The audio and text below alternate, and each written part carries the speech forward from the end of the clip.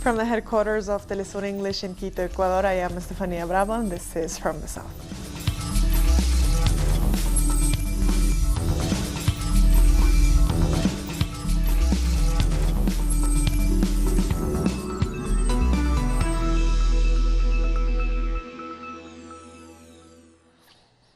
The families of the victims of the Easter attacks in Sri Lanka have been holding wakes for their loved ones across the country. The official funeral for the nearly 300 people killed in Sunday's attacks will be held on Tuesday at a church north of the capital, Colombo. According to the latest figures, the number of people killed stands at 290 and 500 sustained injuries.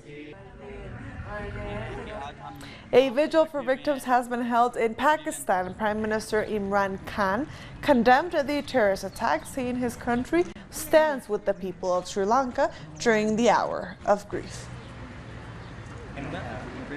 And members of Sri Lanka's Christian minority are now afraid to go to church. A bishop has said that the church in the country is still in shock over the attacks. The community is worried that the event can also prompt more widespread communal violence. The government said it believed the National Tawhid Jamaat was responsible. Actually, we never expected such a thing to happen in Sri Lanka and in Catholic churches, because we have been living in a very tranquil and very peaceful atmosphere in Sri Lanka after 30 years of war. And we thought that there won't be any more bomb blast and situations like this. And it was really a very big shock, and we are dumbfounded. And the country's industry is expected to take a knock as thousands of tourists have started leaving the country. Holidaymakers are flocking to the main airport, cutting short their vacations after the worst violence since the end of a civil war a decade ago. It happens all over the world. It happened in New Zealand, where we used to live. It happened when we were in Amsterdam. It happened there as well. I'm from Manchester, and it happened there last year as well. So it's happening everywhere, yeah. Two of the victims of a bar shooting in Mexico that left 13 people dead have been laid to rest. The victims, Cesar Hernandez and his one-year-old son, were buried by their friends and family.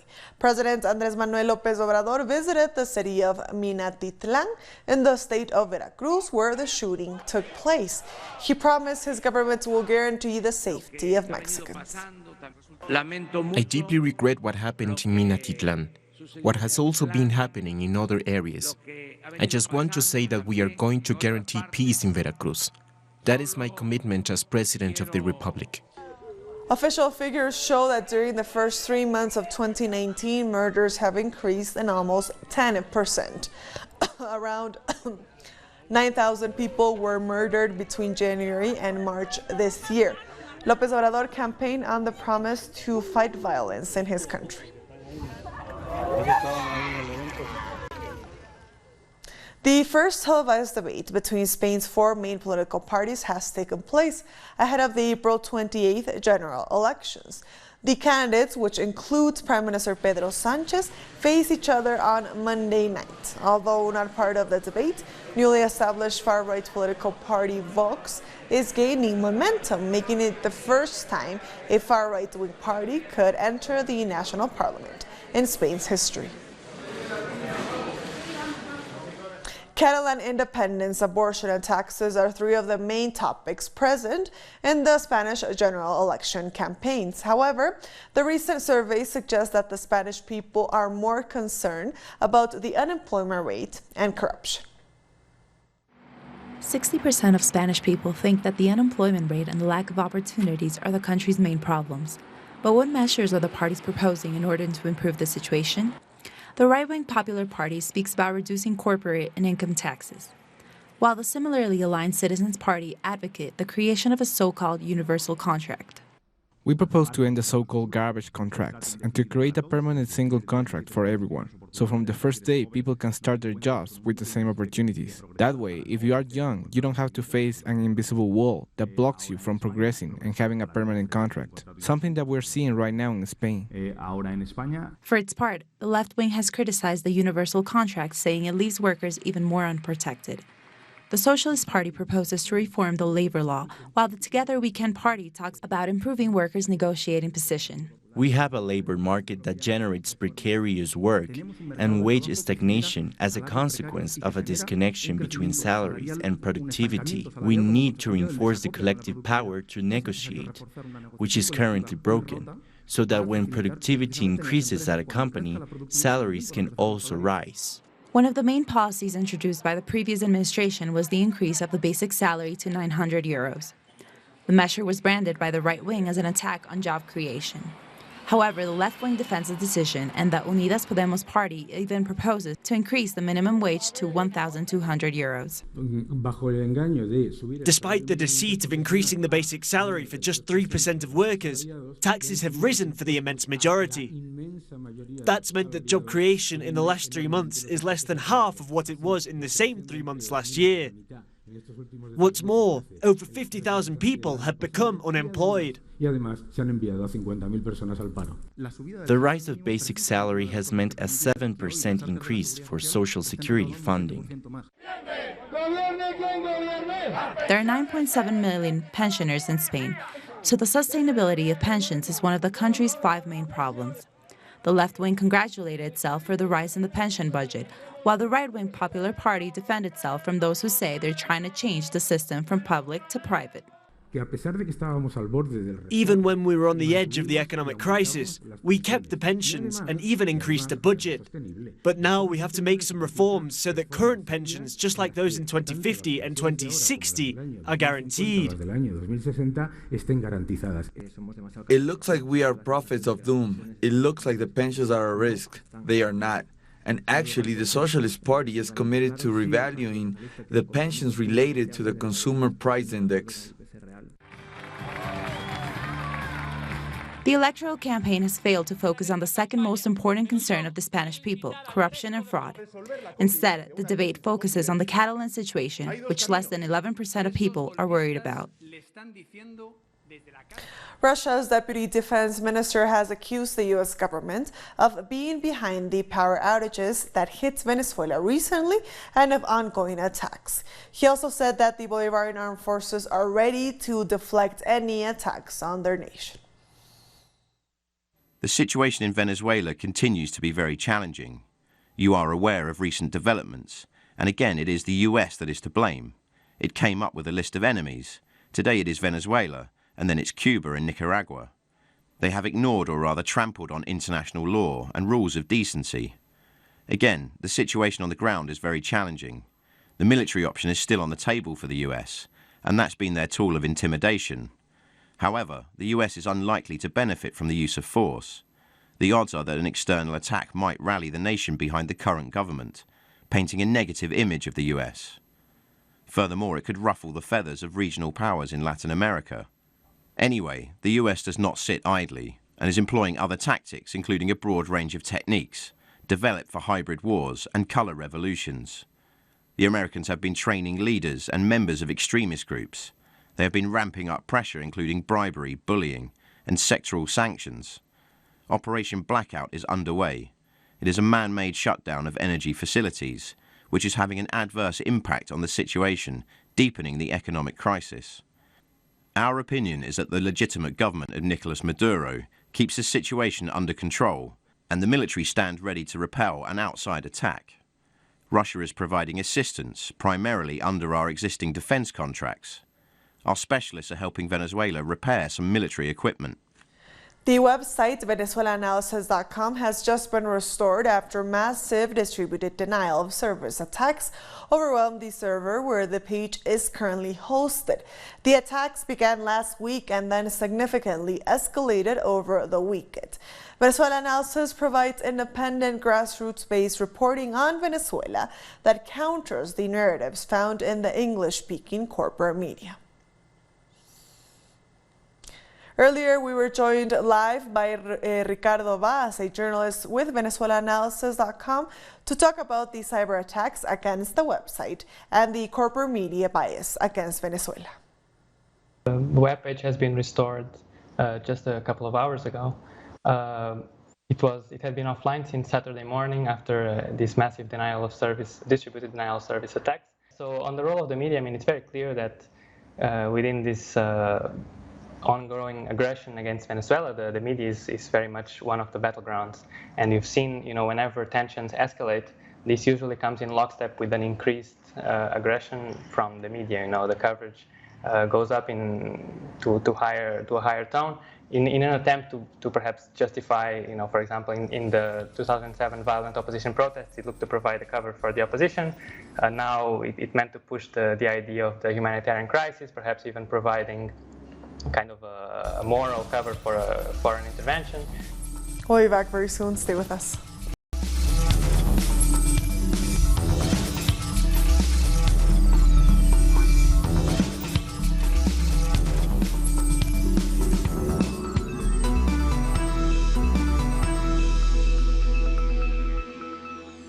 Welcome back. The trial against Guatemalan human rights defender Abelino Chub Caal has started this Monday. He faces charges of aggravated land occupation, arson, and criminal conspiracy. Chub Caal has been held in pre-trial detention for over 800 days. He has been helping indigenous Maya communities to defend their land rights against palm oil, banana, and sugarcane companies. He was arrested in 2017 after an agro company accused him of inciting a community to burn palms. He is facing 20 years in prison if convicted. Colombia's President Iván Duque has visited the southwest of the country, where at least 20 people died on Sunday in a mudslide. Duque has ordered for aid to be delivered to the area of the disaster. Other 13 people remain missing after the disaster buried 8 houses in Rosas in the department of Cauca. 5 people were injured. This has been a hard, difficult situation that hurts us. But Colombia is resilient, and in the midst of pain, we are united to respond. And the search for people trapped under rubble continues while locals are helping rescue teams in their work. So far, 16 bodies have been identified. The victims are 10 women and 7 men, including 4 children. 6 teenagers have died in Ecuador and 3 were seriously injured when their car collided with a truck. The 4 boys and 2 girls, who are between the ages of 14 and 18, were part of the Pichincha Mountaineering and Rock Climbing Association. They were heading back to Quito after spending the Easter holiday climbing in the Chimborazo mountain. The injured were transferred to a nearby hospital. The president of Bolivia, Evo Morales, is on an official visit to Argentina. Morales met with his counterpart, Mauricio Macri, to discuss trade, cooperation, and other topics. Our correspondent in Argentina, Edgardo Esteban, explains. Bolivian President Evo Morales is in an official visit to Argentina. He arrived on Sunday, attending an event with thousands of Bolivian citizens outside Buenos Aires. On Monday, Morales has met with his Argentinian counterpart, Mauricio Macri. They discussed about humanitarian aid and health agreements, also focusing on the taxes the Argentinian government imposed on some Bolivian migrants to access health care. They also talked about accords related to natural gas, which include a budget of $460 million over the next 4 years. They also discussed about the construction of military planes that Argentina can sell to Bolivia. Finally, they touched upon energy agreements and about the political situation in Venezuela, as the Bolivian president has repeatedly showed his support for the Venezuelan president, Nicolás Maduro, and his government. Edgardo Esteban for that report. Argentinian officials have defended new price control measures proposed by the government. The measures aim to stop the rise of inflation and living costs. The Argentinian economy is in a critical situation as the country is battling a recession. Some economists criticize the proposal, saying the measures went against the government's free market policies. Peru's public prosecutor investigating the Odebrecht corruption scandal has hit back at criticisms of his use of pretrial detention for suspects in the case. In a TV interview on Sunday evening, President Martín Vizcarra had suggested that what should be an exceptional measure was being applied on a routine basis. In reply, the prosecutor, José Domingo Pérez, demanded respect for the independent administration of the justice.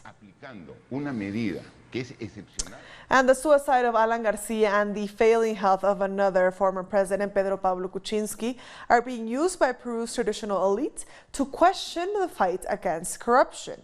At least that is what many in the country are saying. In the last 2 years, the Peruvian justice system has ordered the pre-trial detention of 4 former presidents and numerous other politicians. Now that is being questioned by the current president, Martín Vizcarra.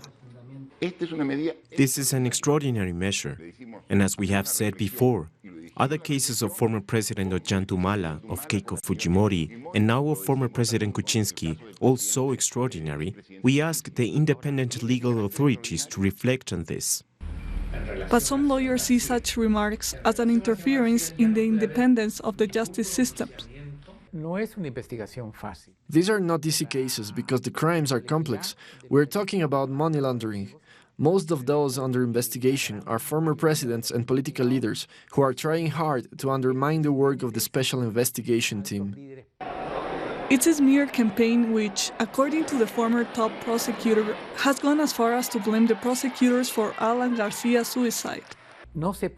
This event should not be used to question the legitimacy of the work carried out by the prosecutor's office. Such a tragedy must not undermine a firm stand against corruption.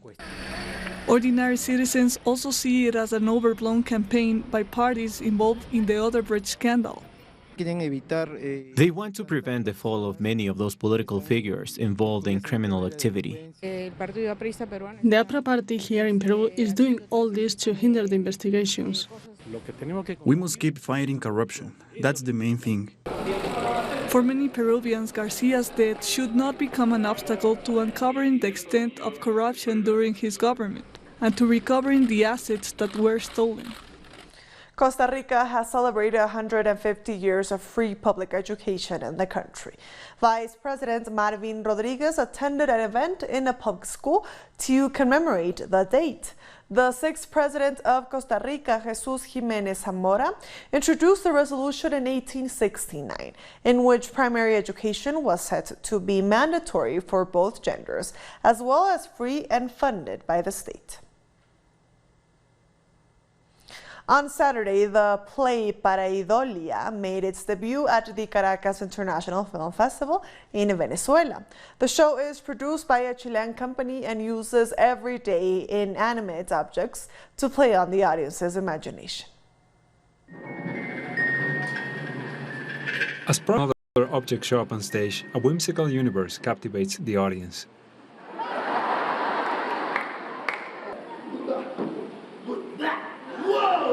Actors use personification to cause viewers to see entities within objects that actually do not exist.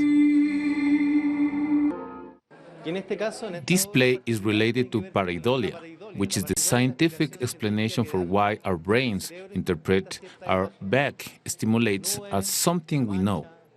Pareidolia is essentially that interpretation. So, in this case, the play calls on viewers to tap into the imaginations of their inner child.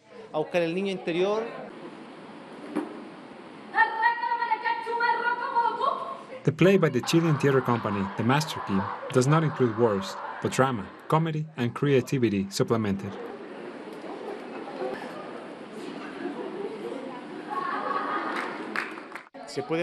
We demonstrate that incredible things can be seen in everyday items that everyone has at hand. We can do extraordinary things with ordinary objects. People from all ages and backgrounds can enjoy and be amazed by the play.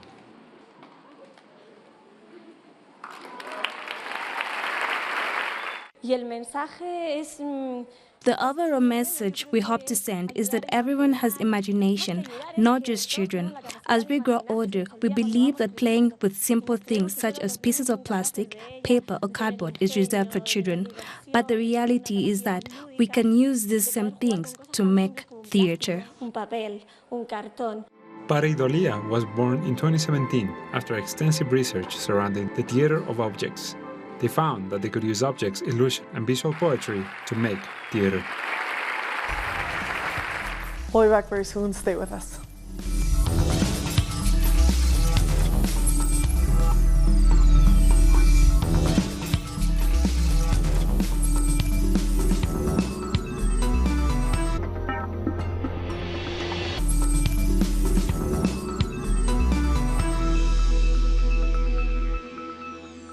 Welcome back. At least 5 people died in a magnitude 6.3 earthquake that struck the Philippines in the island of Luzon.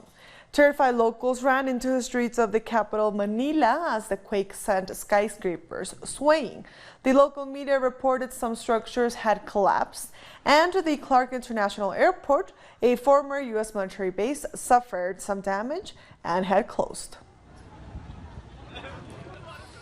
U.S. State Secretary Mike Pompeo has confirmed that the U.S. will enforce sanctions to countries that import oil from Iran.